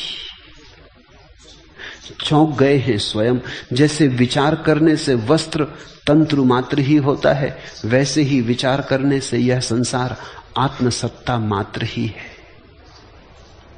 जागकर देखने से, विवेक करने से, बोधपूर्वक देखने से, जैसे गौर से तुम वस्त्र को देखो तो पाओगे क्या? तंतुओं का जाल ही पाओगे। एक धागा आड़ा, एक धागा सीधा, ऐसे ही रख रख के वस्त्र बन जाता है। तंतुओं का जाल है वस्त्र। फिर भी देखो मजा, तंतुओं को पहन ना सकोगे, वस्त्र को पहन लेते हो। अगर धागे का ढेर रख दिया जाए तो उसे पहन ना सकोगे। यद्यपि वस्त्र भी धागे का ढेर ही है, सिर्फ आयोजन का अंतर है। आड़ा तिरछा धागे की बुनावट तो वस्त्र बन गया, तो वस्त्र से तुम ढांक लेते हो अपने को। लेकिन इससे क्या फर्क पड़ा? धागे ही रहे, कैसे तुमने रखे इससे क्या फर्क पड़ता है? जनक कह रहे हैं कि परमात्मा कहीं हरा होकर वृक्ष है, कहीं लाल सुर्ख होकर गुलाब का फूल है, कहीं जल है, कहीं पहाड़ पर्वत है, कहीं चांद तारा है। ये सब उसी के चैतन्य की अलग अलग संघटनाएं हैं। जैसे वस्त्र को धागे से बुना जाता है, फिर उससे ही तुम अनेक तरह के वस्त्र बुन लेते हो।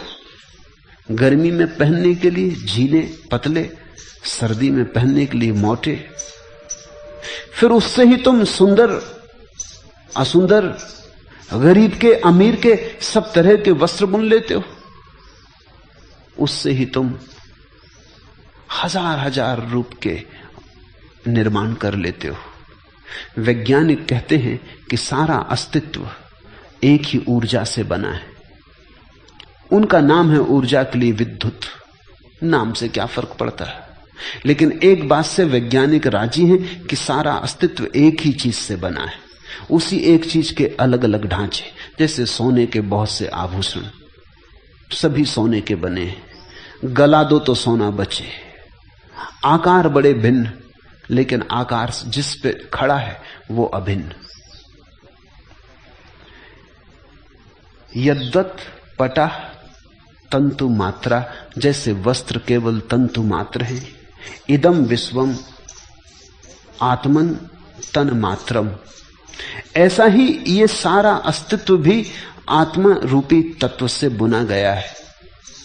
और निश्चित ही विद्युत कहने से आत्मा कहना बेहतर है, क्योंकि विद्युत जड़ है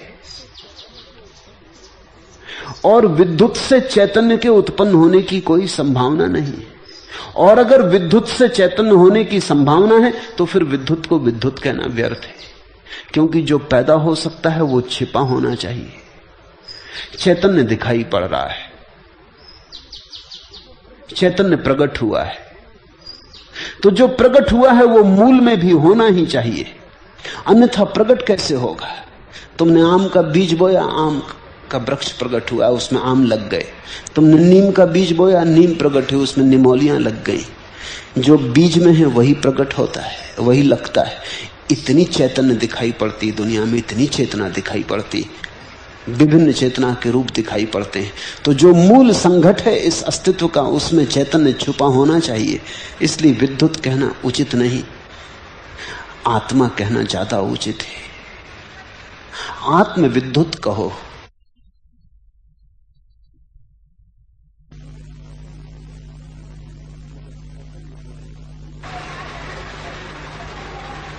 मगर चैतन्य को वहां डालना ही होगा। जो दिखाई पड़ने लगा है वो आया है तो मूल में छिपा रहा होगा। जैसे विचार करने से वस्त्र तंतु मात्र ही होता है, वैसे ही विचार करने से ये संसार आत्म मात्र है। जैसे ईख के रस से बनी हुई शक्कर ईख के रस से व्याप्त है, वैसे ही मुझसे बना हुआ संसार मुझसे भी व्याप्त है। जैसे तुमने ईख से शक्कर निकाल ली तो शक्कर में ईख का रस व्याप्त है, ऐसे ही चैतन्य में परमात्मा व्याप्त है, मुझ में परमात्मा व्याप्त है, तुम में परमात्मा व्याप्त है और तुम परमात्मा में व्याप्त हो। आत्मा के अज्ञान से संसार भासता है, इसे समझना ये बहुत महत्वपूर्ण है। आत्मा के अज्ञान से संसार भासता है और आत्मा के ज्ञान से नहीं भासता। गेस्टाल्ट बदल जाता है, देखने का ढंग बदल जाता है। जैसे कि रस्सी के अज्ञान से सांप भासता है और उसके ज्ञान से वह नहीं भासता है। रात के अंधेरे में देख ली रस्सी, घबरा गए, समझा कि सांप है, भागने लगे, लकड़ियां लेके मारने लगे। फिर कोई दिया ले आया तो लकड़ियां हाथ से गिर जाएंगी, भय विसर्जित हो जाएगा। प्रकाश में दिखाई पड़ गया सांप नहीं है, रस्सी है। रस्सी को रस्सी की तरह न देख पाने के कारण सांप था। सांप था नहीं, सिर्फ आभास था। आत्मा को आत्मा की तरह न देख पाने के कारण संसार है। जिसने स्वयं को जाना उसका संसार मिट गया। इसका यह अर्थ नहीं कि द्वार दरवाजे दीवाल पहाड़ पत्थर खो जाएंगे, न ये सब होंगे, लेकिन ये सब एक में ही लीन हो जाएंगे। ये एक की ही विभिन्न तरंगे होंगे, फेन बुदबुदे। जिसने स्वयं को जाना उसका संसार समाप्त हुआ, और जिसने स्वयं को नहीं जाना उसका संसार कभी समाप्त नहीं होता। संसार छोड़ने से तुम स्वयं को न जान सकोगे, लेकिन स्वयं को जान लो तो संसार छूट गया। त्याग की दो धाराएं हैं, एक धारा है जो कहती है संसार को छोड़ो तो तुम स्वयं को जान सकोगे, दूसरी धारा है जो कहती स्वयं को जान लो, संसार छूटा ही है। पहली धारा भ्रांत है, संसार को छोड़ने से नहीं तुम स्वयं को जान सकोगे, क्योंकि संसार के छोड़ने में भी संसार के होने का भ्रम बना रहता है। समझो थोड़ा रस्सी पड़ी है, सांप दिखाई पड़ा, कोई तुमसे मिलता है, वो कहता तुम सांप का भाव छोड़ दो, तो तुम्हें रस्सी दिखाई पड़ जाएगी। तुम कहोगे सांप का भाव छोड़ कैसे दें? सांप दिखाई पड़ रहा है, रस्सी तो दिखाई पड़ती नहीं। तो तुम अगर हिम्मत करके राम राम जप के किसी तरह आकड़ के खड़े हो जाओ कि चलो नहीं सांप है, रस्सी है, रस्सी है, रस्सी, तो भी तुम्हारे भीतर तो तुम जानोगे सांप ही है, किसको झुटला रहे हो, पास मत चले जाना, कोई झंझट ना हो जाए। भागते तो तुम चले ही जाओगे, तुम कहोगे रस्सी है, माना कि रस्सी है, मगर पास क्यों जाएं? अब जो आदमी संसार को छोड़ के भागता, वो कहता संसार माया है, फिर भी भागता है। थोड़ा उससे पूछो कि अगर माया है तो भाग क्यों रहे हो? अगर है ही नहीं तो भाग कहां रहे हो? किसको छोड़ के जा रहे हो? वो कहता है धन तो मिट्टी है, तो फिर धन से इतने घबराए क्यों? फिर इतने भयभीत क्यों हो रहे हो? अगर धन मिट्टी है तो मिट्टी से तो तुम भयभीत नहीं होते, तो धन से क्यों भयभीत हो रहे हो?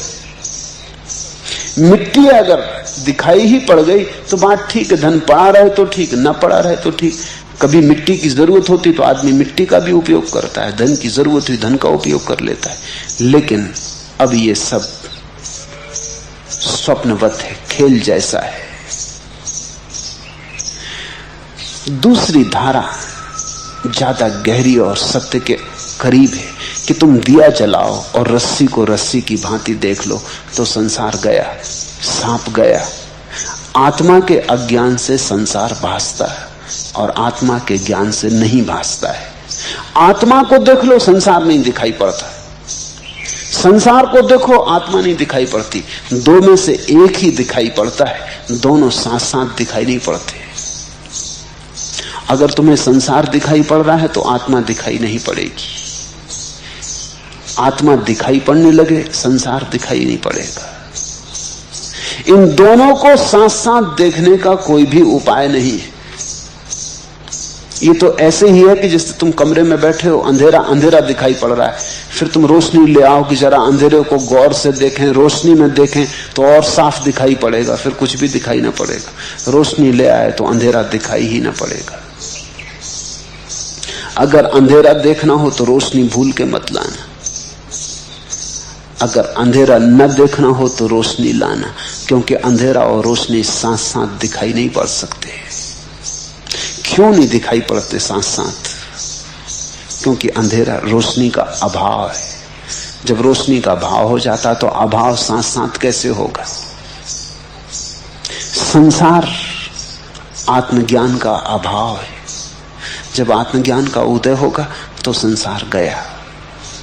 सब जहां का तहां रहता है और फिर भी कुछ वैसा का वैसा नहीं रह जाता। सब जहां का तहां और सब रूपांतरित हो जाता है। मुझसे लोग पूछते हैं आप संन्यास देते हैं, लेकिन लोगों को कहते नहीं कि घर छोड़ें, पत्नी छोड़ें, बच्चे छोड़ें।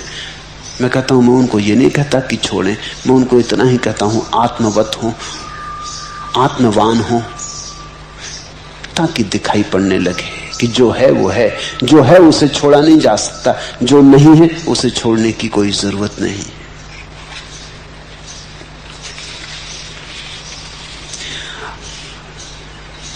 हम जो देखना चाहें देख लेते हैं। अदालत में एक मुकदमा था, मजिस्ट्रेट ने पूछा मुल्ला नसरुद्दीन को, इन एक जैसी सैकड़ों भैंसों में से तुमने अपनी ही भैंस को किस तरह पहचान लिया? नसरुद्दीन बोला, ये कौन सी बड़ी बात है मालिक, आपकी कचहरी में काले कोट पहने सैकड़ों वकील खड़े, फिर भी मैं अपने वकील को पहचान ही रहा हूं कि नहीं? कहने लगा, जिसको हम पहचानना चाहते पहचान ही लेते, अपनी भैंस भी पहचान लेता आदमी, हालांकि एक ही जैसी भैंस है, वकीलों जैसी। जो हम जानना चाहते हैं उसे हम जान ही लेते, जो हम पहचानना चाहते हैं उसे हम पहचान ही लेते। हमारा अभिप्राय ही हमारे जीवन की सार्थकता बन जाता है।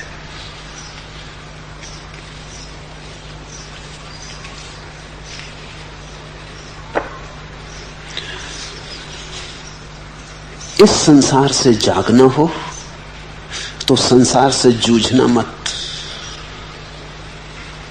इस संसार से जागना हो तो सिर्फ भीतर जागने की कोशिश करना है। मुल्ला नसरुद्दीन और उसकी पत्नी अपनी गोद में एक खेलते हुए बच्चे को लेकर नृत्य का एक कार्यक्रम देखने गए। दरबान ने उन्हें चेतावनी दी कि नसरुद्दीन, यदि नृत्य के दौरान बच्चा रोया तो तुम्हें हाल से उठ जाना पड़ेगा, और यदि चाहोगे तो तुम्हारे टिकटों के दाम भी हम लौटा देंगे, मगर फिर बैठने ना देंगे, तो ख्याल रखना। लगभग आधा कार्यक्रम पूरा हो जाने के बाद नसरुद्दीन ने पत्नी से पूछा, नृत्य कैसा लग रहा है? एकदम बेकार, श्रीमती ने उत्तर दिया। तो उसने कहा, फिर देर क्या कर रही हो, काटो एक चुटकी बेबी को। जब तुम संसार को बिल्कुल बेकार जान लो तो देर मत करना, काटना एक चुटकी भीतर, झकझोरना अपने को, जगाना अपने को। अपनी जाग से सब हो जाता है। जागरण महामंत्र है, एकमात्र मंत्र। हरिओम तत्सत। आज इतना।